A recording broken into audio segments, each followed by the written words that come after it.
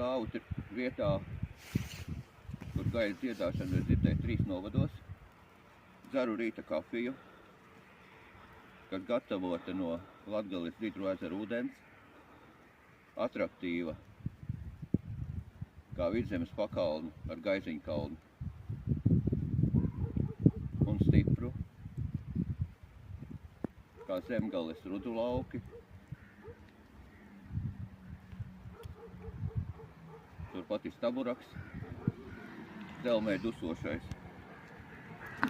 Un tagad mēs izlozēsim uzvarētāju. Reku mums atnāca paciņa no tiem, kuri ir redzami.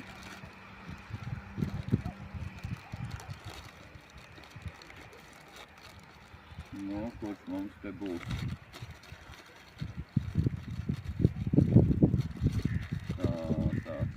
Tā. Un laimīgā uzvarētāja ir Gita Geituks. Kas mums te vēl ir?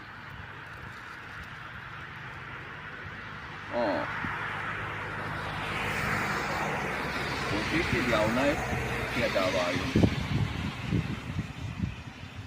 Paskatīsimies, kā viņu uztaisīt.